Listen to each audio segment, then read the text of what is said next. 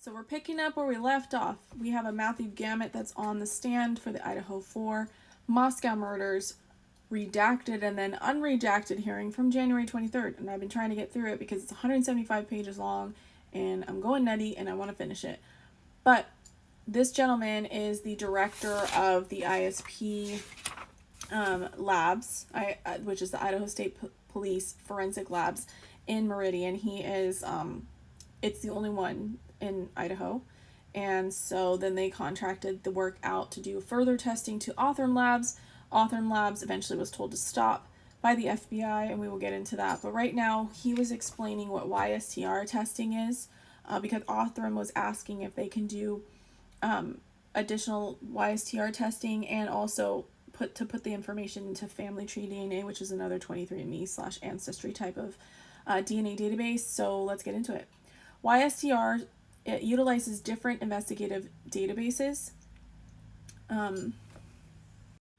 They did SNP with the whole genome sequencing to preserve sample. They didn't do YSTR testing on it.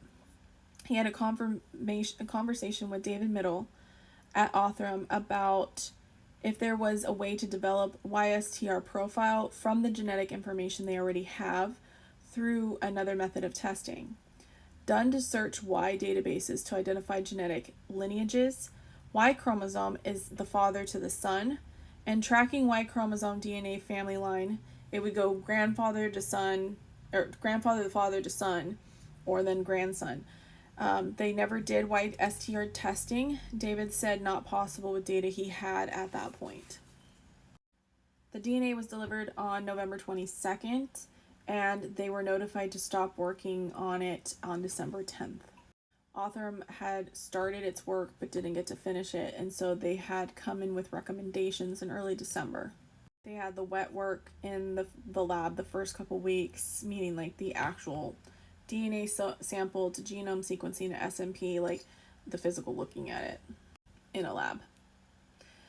Recommendation to him: several individuals of interest asked them to further the family tree building, if we could be in contact with individuals and see if they were willing to contribute information into the databases they were using in order to further the family tree building and geological work. Anne says something I hadn't really heard before. I'm pretty sure there's other YouTubers that have gotten into this theory, but that there was 4 brothers that they were looking into, and he said yes. And they did Google searches first to see what they could find. Wanted a reason to approach to ask the individuals to put the DNA into the database that law enforcement can search. Brian Kohberger was not the last name of these 4 brothers. So to me, that's brand new news. So interesting that they had 4 other brothers that they were looking at, or last name, and it was not Brian. They asked Vicky Gooch with ISP to reach out to one of the brothers we believe had put information into a genealogical database, asked if he would be willing to upload that information to one of these databases so they could further build out. Vicky had contacted and that person was skeptical, so then he said they did a 3-way call with himself and this Vicky and the said brother, and he said, don't contact me anymore, I'm not interested in being involved. But how did they know that he put his information into a genealogical database before? Not what they're asking him for, but how did they know he put his information in those databases when they're not supposed to be searching those databases? It's confusing.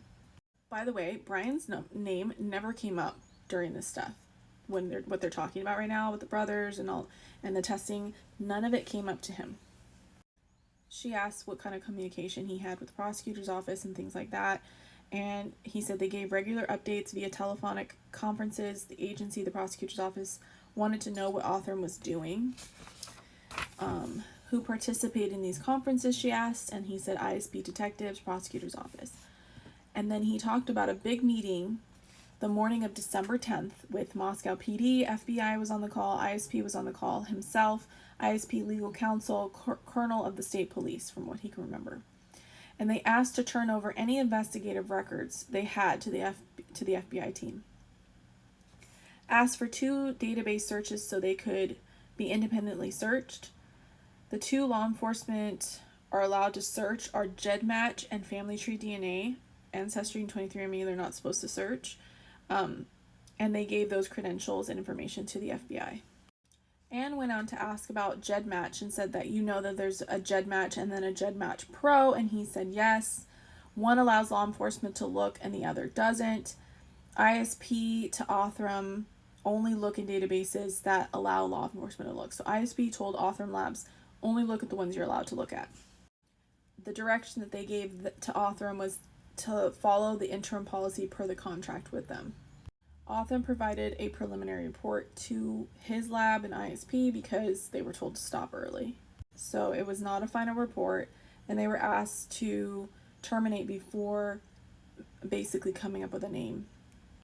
Anne asked why the FBI took over at this point, and Othram didn't finish their work, and he said he couldn't remember the specific reasons. I call BS, but Anne asked, was the FBI single nucleotide polymorphism profile that they came up with and Othram's SMP, were they compared?